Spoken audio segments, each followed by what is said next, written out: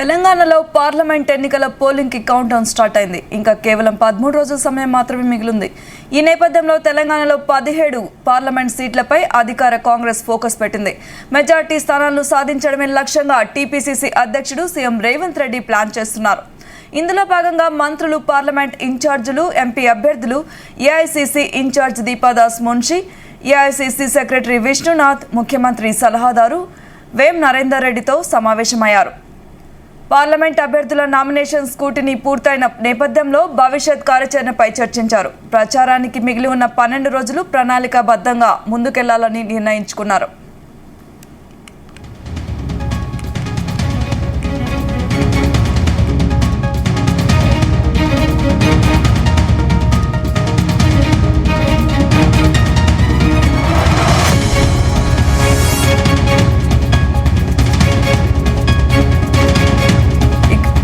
ఇక ఇదే అంశంపై మరిన్ని వివరాలు సతీష్ అందిస్తారు.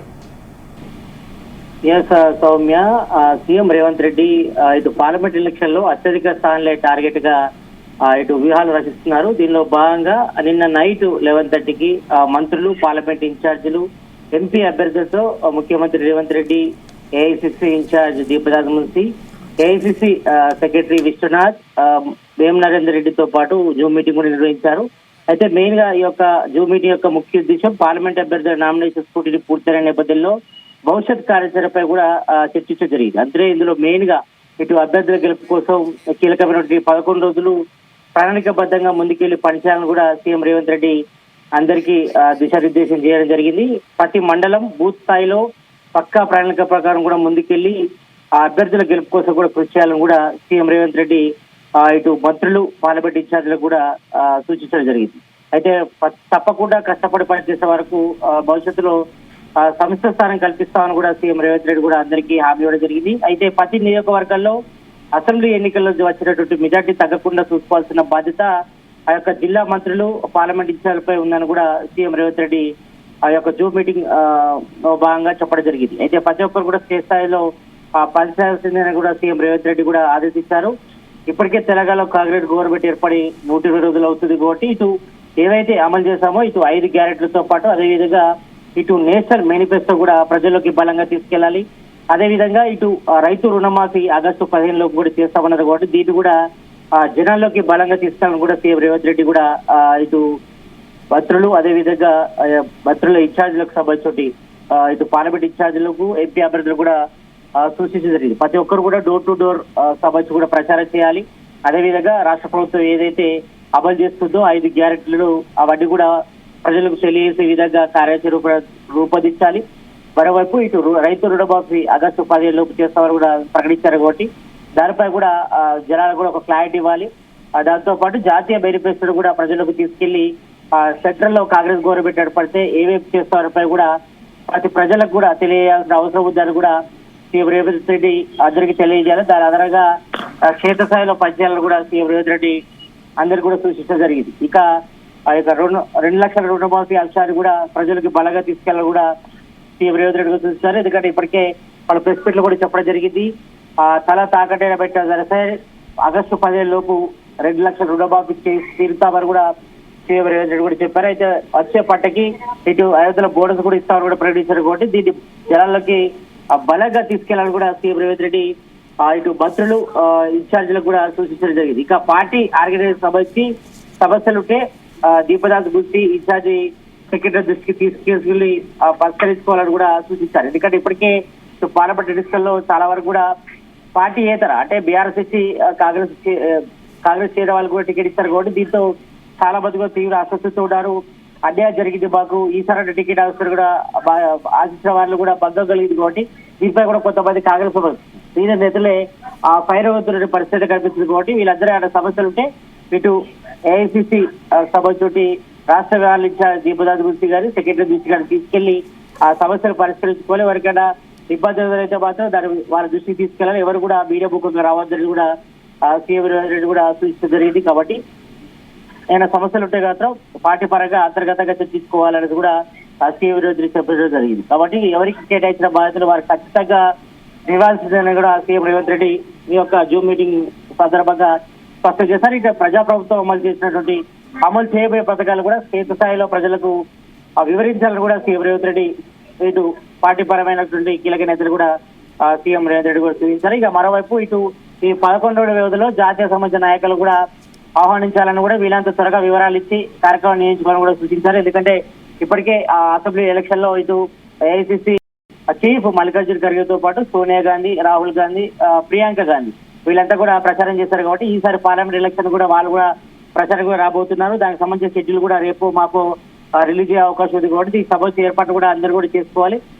ఎందుకంటే వాళ్ళ సభ చోటి ఎక్కడెక్కడ షెడ్యూల్ ఉంటుందో దాని సభ వివరాలు కూడా చేసుకొని ఈ కార్యక్రమాలు విజయవంతం చేసేది కూడా అందరూ కూడా ఏర్పాటు చేసుకోవాలని కూడా సీఎం రేవంత్ రెడ్డి ఇటు పార్లమెంట్ ఎగ్జామ్లు కూడా సూచించడం జరిగింది. ఇటు మరి 11 రోజులు మాత్రమే పార్లమెంట్ ఎన్నికలకు టైం ఉంది. కాబట్టి ఈ నేపథ్యంలో ప్రణాళికాబద్ధంగా అమలు చేసి గాంధీ భవన్ తో ఎప్పటికప్పుడు కోఆర్డినేట్ చేసుకోవాలని కూడా సీఎం రేవంత్ రెడ్డి అందరికీ సూచించడం జరిగింది. ఇటు క్షేత్రస్థాయిలో సీరియస్ గా పనిచేయాలని కూడా ప్రతి ఒక్కరు కూడా ఇటు పార్లమెంట్ ఎలక్షన్ లో అత్యధిక స్థానాలు అంటే 12 నుంచి 14 స్థానాలు గెలిచే విధంగా ప్రతి ఒక్కరు కూడా కృషి చేయాలి. ఇటు ఎందుకంటే సెంట్రల్ లో కాంగ్రెస్ గవర్నమెంట్ ఏర్పడేది కూడా ప్రతి ఒక్కరు కృషి చేయాలంటే ప్రతి ఒక్కరు క్షేత్రస్థాయిలో సీరియస్ గా పనిచేయాలి. ప్రతి ఒక్కరు కూడా మమేకం అవుతూ ప్రజలతో టచ్ లో ఉంటూ ఇటు పార్టీకి సంబంధించిన పార్లమెంట్ అభ్యర్థుల గెలుపు కోసం కూడా కృషి చేయాలి. మరోవైపు ఇటు పార్టీ పరమైన విధానాలు అదేవిధంగా ఇటు ప్రజల్లోకి 5 గ్యారెంటీలు కూడా బలంగా తీసుకెళ్ళాలని కూడా సీఎం రేవంత్ రెడ్డి యొక్క జూమ్ మీటింగ్ లో కూడా అందరికీ స్పష్టం చేశారు. కాబట్టి మొత్తం అందరు కూడా దిశానిర్దేశం చేశారు. ఈ 11 రోజులు చాలా కీలకం కాబట్టి ప్రతి ఒక్కరు కూడా అందరు కూడా గ్రౌండ్ లెవెల్లో ఉండి ఇటు పార్లమెంట్ సంబంధించిన కాంగ్రెస్ అభ్యర్థుల గెలుపు కోసం కూడా కృషి చేయాలని కూడా అందరికీ కూడా ఆదేశాలు జారీ చేశారు. కాబట్టి ఆ యొక్క మీటింగ్ లో కూడా అందరి అభిప్రాయం కూడా సీఎం రేవంత్ రెడ్డి కూడా తీసుకున్నారు. జూమ్ మీటింగ్ లో తీసుకున్న తర్వాత కొంతమంది పార్లమెంట్ సంబంధించిన అభ్యర్థులు కూడా కొన్ని ఏరియాలో ఇటు దాదాపు చాలా వరకు కూడా డల్ గా ఉన్నట్టుగా తెలుస్తుంది. కాబట్టి వాటి అన్నిటిపై కూడా ఫోకస్ చేసి ఇటు పార్లమెంట్ ఇన్ఛార్జీలు అదేవిధంగా జిల్లా మంత్రులకు సంబంధించి కూడా ప్రత్యేకంగా మీటింగ్ లో ఏర్పాటు చేసుకొని ఇంకా ప్రచార జోరు పెంచాలి. ఇటు కాంగ్రెస్ సంబంధించిన అభ్యర్థుల గెలుపు కోసం కూడా ప్రతి ఒక్కరు కూడా కృషి చేయాలి.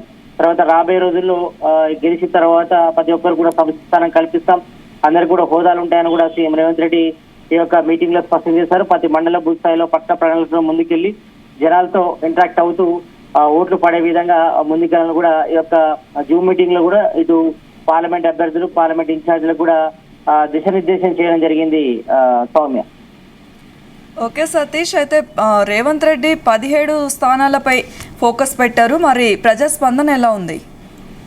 ఇప్పటి వరకు అయితే ఇటు బీఆర్ఎస్, బీజేపీ, కాంగ్రెస్ కూడా ప్రచారంలో జోరు పెంచారు. ఇంకా కాంగ్రెస్ ఇంకా పెంచాల్సిన అవసరం ఉంది. ఎందుకంటే చాలా వరకు కూడా లేట్ గా అంటే దాదాపు 17 పార్లమెంట్ స్థానాలకు సంబంధించిన స్థానాల్లో 14 స్థానాలను ముందే ప్రకటించారు. ఇంకా 3 స్థానాలు మాత్రం మొన్ననే ప్రకటించారు. కాబట్టి ఈ నేపథ్యంలో ఇంకా ప్రచార జోరు పెంచాలని కూడా ఈ యొక్క జూమ్ మీటింగ్ లో కూడా అందరికీ సీఎం రేవంత్ రెడ్డి కూడా దిశానిర్దేశం చేయడం జరిగింది. ఎందుకంటే ఇప్పటికే బీఆర్ఎస్ ఇటు బీజేపీ కూడా ఇటు జోరు పెంచారు. కాబట్టి అదే విధంగా ఇటు కాంగ్రెస్ కూడా అభ్యర్థులు కూడా జోరు పెంచాలి. ఉదయం నుంచి సాయంత్రం వరకు జనాలతో ఉండాలి, ఇంటరాక్ట్ అవుతూ ఓటు కూడా ప్రజలకు తీసుకెళ్లాలి.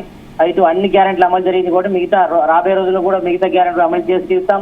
ముఖ్యంగా ఇటు రైతు రుణమాఫీ కూడా ఇటు ఆగస్టు 15 లోపు చేస్తామని కూడా ప్రజలకు బలంగా తీసుకెళ్లాలని కూడా సీఎం రేవంత్ రెడ్డి సూచించడం జరిగింది. కాబట్టి ఇటు ప్రచారంలో కూడా ఇంకా జోరు పెంచాలి. ఎందుకంటే కొన్ని పార్లమెంట్ స్థానాల్లో కూడా ఇంకా కొంచెం జోరు పెంచాల్సి ఉంది అన్నట్టు కూడా సీఎం రేవంత్ రెడ్డి కూడా రిపోర్ట్ అందింది. కాబట్టి అక్కడ ఇంకా పార్టీ పరమైన విధానాలు కానీ పార్టీ పరంగా ముందుకెళ్ళాలి.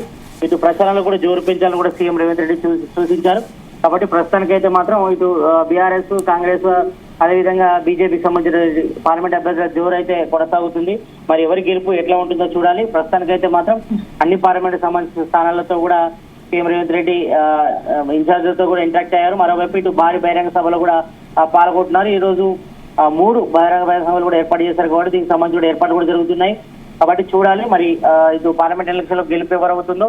ప్రస్తుతానికైతే మాత్రం ఇటు పోటీ పరంగా చూస్తే మాత్రం ఇటు బీజేపీ, కాంగ్రెస్ అన్నట్టే రాష్ట్రంలో జోరు అయితే కొనసాగుతుంది. మరి పార్టీపరమైన విధానంలో ముందుకెళ్ళాలని కూడా సీఎం రేవంత్ రెడ్డి సూచించారు. కాబట్టి మరి రాబోయే రోజుల్లో అత్యధిక పార్లమెంట్ స్థానాలు గెలవాలని కూడా రాష్ట్ర కాంగ్రెస్ కూడా టార్గెట్ పెట్టుకుంది. 12 నుంచి 14 స్థానాలు గెలవాలని. మరి దీనిలో ఎంతవరకు విజయం సాధిస్తారు, ఎంతవరకు పార్లమెంట్ స్థానాలు కైవసం చేసుకుంటారో చూడాల్సిన అవసరం అయితే కనిపిస్తుంది. Soumya. Okay, thank you Satish.